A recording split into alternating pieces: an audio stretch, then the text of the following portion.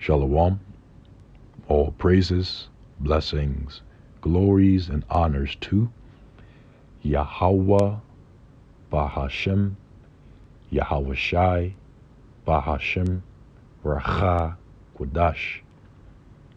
Double honors to my elder apostles and bishop elders of Great Millstone who have taught me this truth, as well of men of like mind. Shalom wa chasad, which means peace and mercy, to the elect of the nation of Israel, whom are you so-called Negroes, Latinos, Native American Indians, and Israelite foreigners of the seed line of our forefathers, Abraham, Isaac, and Jacob, whom are scattered here in America, which is Babylon the Great, and abroad. To you I say Shalom, and Yahweh, Bahashem, Yahweh Shai, Ratazah. This lesson is edifying and informative. Habakkuk, chapter 2, verse 6. Shall not all these take up a parable against him, and a taunting proverb against him, and say, Woe to him that increaseth that which is not his? How long? And to him that ladeth himself with thick clay. Ezekiel, chapter 7, verse 25. Destruction cometh, and they shall seek peace, and there shall be none. 1 Thessalonians, chapter 5, verse 3. For when they shall say, Peace and safety, then sudden destruction cometh upon them, as travail upon a woman with child, and they shall not escape. Ezekiel, chapter 7, verse 26. Mischief shall come upon mischief, and rumor shall be upon rumor. Then shall they seek a vision of the prophet, but the law shall perish from the priest, and counsel from the ancients. In the news from the RT, U.S. could default by next month. Treasury. The nation officially hit its $31.4 trillion debt ceiling in January. U.S. Treasury Secretary Janet Yellen warned Monday that the federal government could run short of cash to pay its bills as soon as next month without a debt limit increase. After reviewing recent federal tax receipts, our best estimate is that we will be unable to continue to satisfy all the government's obligations by early June, and potentially as early as June the 1st, if Congress does not raise or suspend the debt limit before that time, Yellen wrote in a letter to House and Senate leaders. She urged congressional leaders to protect the full faith and credit of the United States by acting as soon as possible, because the American financial system, which incorporates the utilization of the dollar, which is nothing more than an extrinsic asset, is backed by faith. And is the reason why it is called fiat, faith-based. But this extrinsic asset, that is the US dollar, will soon be completely abandoned by the global community, as many countries have been moving away from the use of the US dollar as the world leading reserve currency, because it has gotten too expensive for countries to traffic, which means trade, with one another, because they have to buy different assets from each other through the US dollar. And that's why a lot have been opting to leave and move away from the dollar. And not only this, but we've also been seeing inflation within the U.S. economy. And that's been deteriorating the value of the dollar. And is the reason why the costs of goods and services are high. The reason to say that we have learned from the past debt limit impasses that waiting until the last minute to suspend or increase the debt limit can cause serious harm to business and consumer confidence, raise short-term borrowing costs of taxpayers, and negatively impact the credit rating of the United States. Yellen wrote, If Congress fails to increase the debt limit, it could cause severe hardship to American families, harm our global leadership position, and raise questions about our ability to defend our national security interests, she cautioned. The Congressional Budget Office CBO also updated its forecast on Monday, warning there was a significant greater risk that the Treasury will run out of funds in early June because of weaker than expected tax collections. The CBO had originally projected that a default could happen between July and September. And this is why I read the scripture in Habakkuk, the second chapter, which I will now reread, Lord's willing. The sixth verse, that this place is laden with thick clay. Habakkuk chapter 2 verse 6, shall not all these is the heathen nations, take up a parable against who?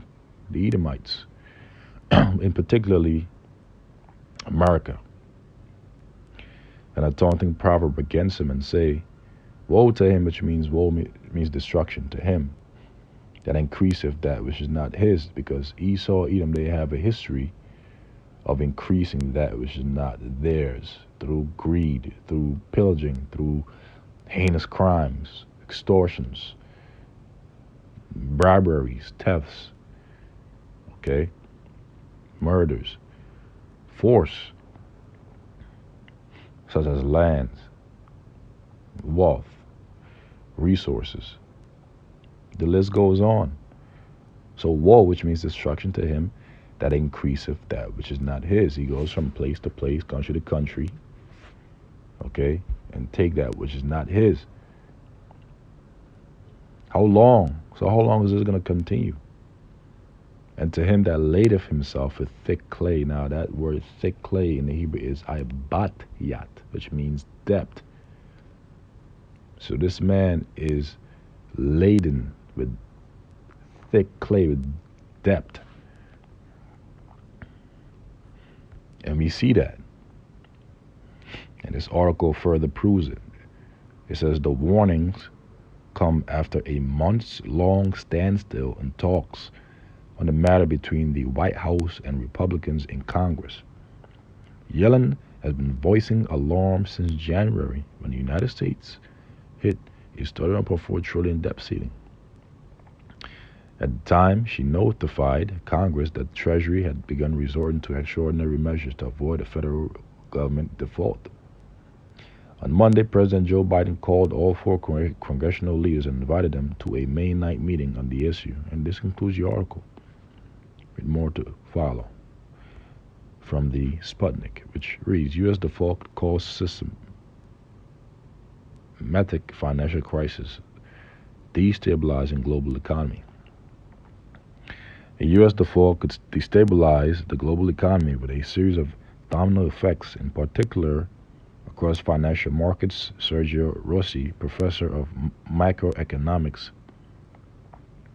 and monetary economics at the University of Freiburg, Switzerland, told Sputnik, while commenting on Treasury Secretary Janet Yellen's gloomy economic projection. Treasury Secretary Janet Yellen informed U.S. lawmakers that the government could run out of cash to pay its bills as early as June 1st, on Monday.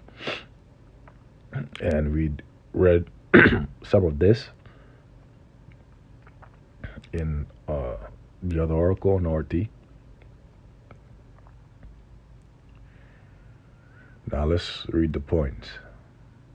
Matter of fact, you know what? Let me just read it still nonetheless. It says the U.S. hit that limit.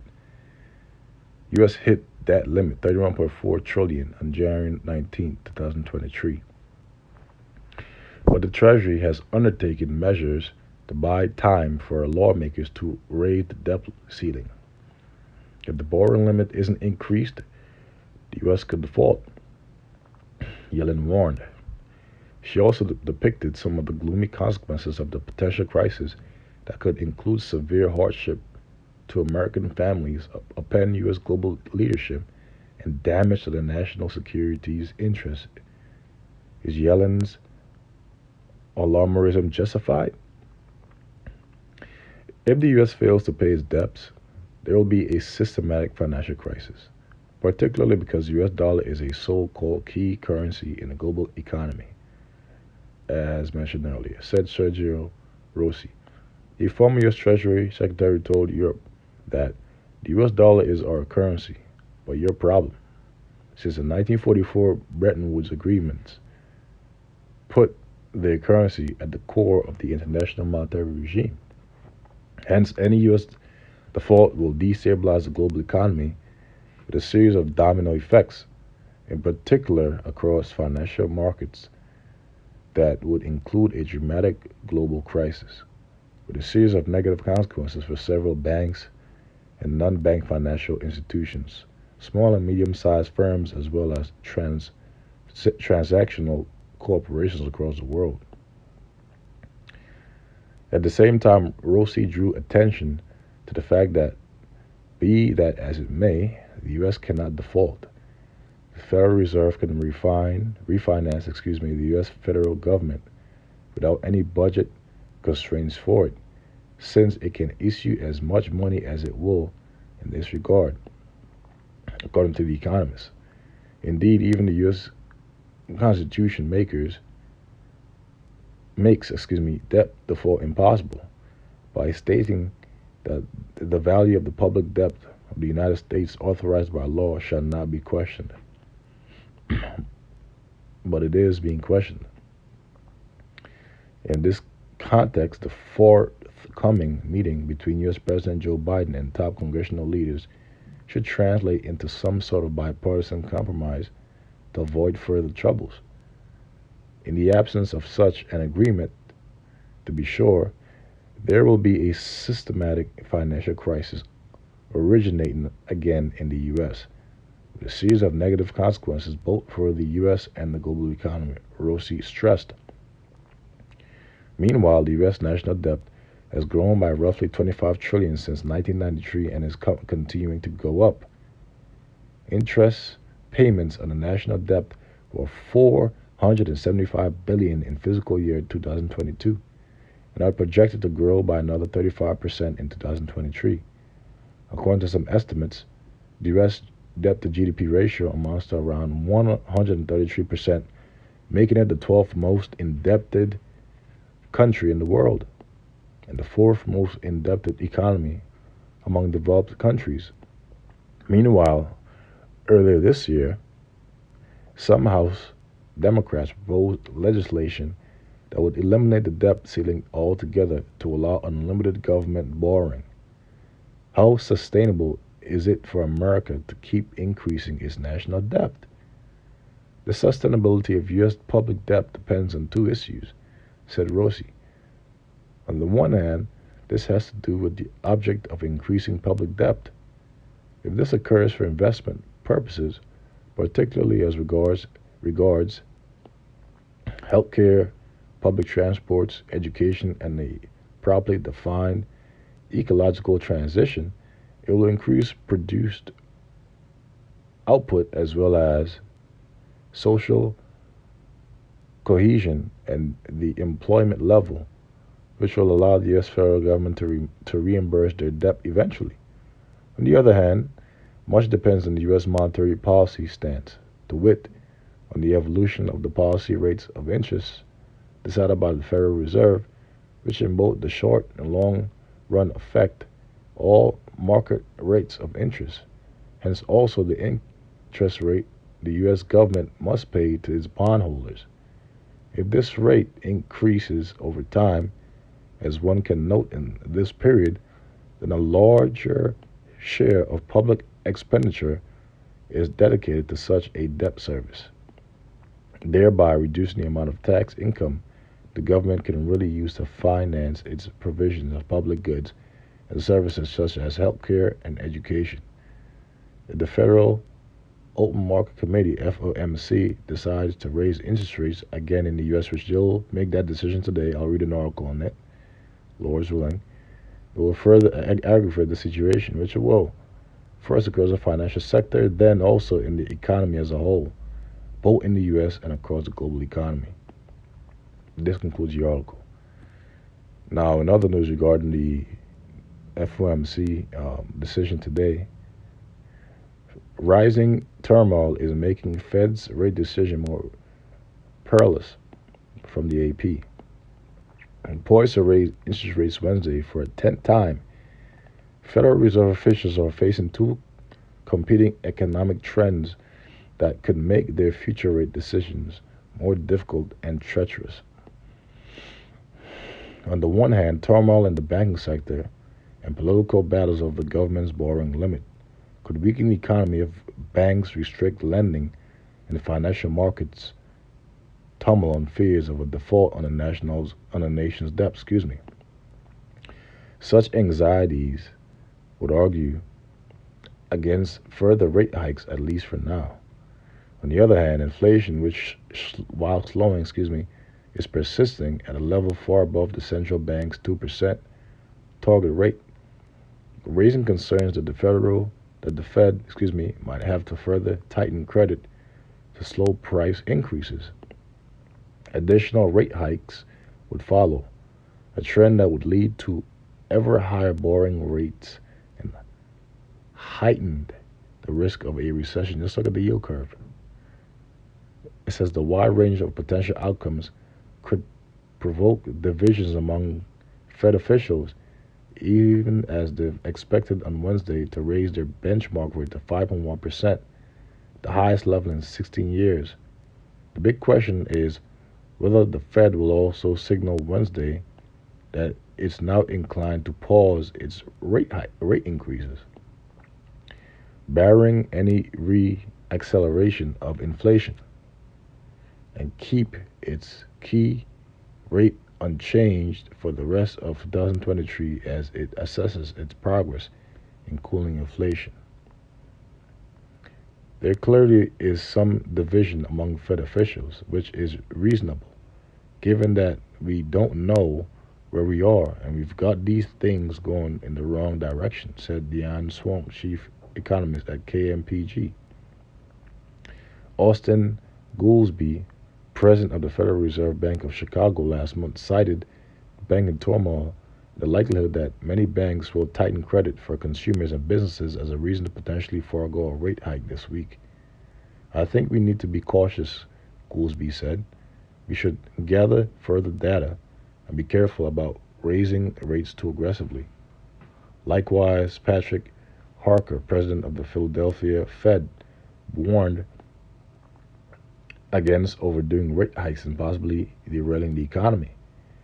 Other regional Fed bank presidents, including James Bullard of the St. Louis Fed and Neil Kashkari of the Minneapolis Fed, have said they would prefer that the central bank remain steadfast and lift its key rate to at least 5.4%, which would require additional rate hikes after this week. Now, I'm not going to read the rest of the article. I'll leave it, it's linked in the description box of the lesson. The point has been read. I don't want to make this lesson too long. But you see how all these articles chain together, and the Lord is heating things up even more. Okay, now let's get, again, now there's a lot of different scriptures we can go to, but, I'll just keep it brief. You can read, James 5th chapter, you can read. Matter of fact, let me read Ezekiel chapter 7, because I'm already here. Verse 19, it says, they shall cast their silver in the streets, and their gold shall be removed. Why? Because eventually the money is going to become worthless. Okay? And people are going to say, you know what? We have no use for this. We can't use it anymore. And then, because what they're doing is that they're moving very quickly into a digital system. Okay? Where everything will be digital. So the paper money won't be of no use. It says, their silver and their gold shall not be able to deliver them in the day of the wrath of the Lord Yahweh. They shall not satisfy their souls, neither fill their bowels, meaning their minds, because it is a stumbling block of their iniquity. So people's money won't be able to save them from the wrath of Yahweh Ba'ashem Yahushai. Now this is verse 25. Destruction cometh, and they shall seek peace, and there shall be none. Right? So when destruction comes, because it is coming, people will attempt to seek peace, but there shall be none. When they're going to be promised peace, that's when destruction that cometh will come upon them suddenly, as shall upon a woman with child, and they shall not escape. It says, and they shall seek peace, and there shall be none. So there will be no peace, man. Mischief shall come upon mischief, and rumor shall be upon rumor. Then shall they seek a vision of the prophet. That's when they're going to want answers. But the law shall perish from the priests and counsel from the ancients, so they won't be able to find the answers. Creflo Dollar won't have the answers. T.D. Jakes won't have the answers. Okay, Joyce Myers won't have the answers. That Edomite witch. Okay, Joel Osteen, he won't have the answers. That Edomite. Okay, and even the leaders of our people, which you people look up to so much, they won't have the answers for what the Lord is going to bring upon this earth, and what He is bringing upon this earth as I speak. Okay, so I will conclude here under the weather, Slakia. I'll conclude here, and Lord is willing, until the next. I say shalom to the elect.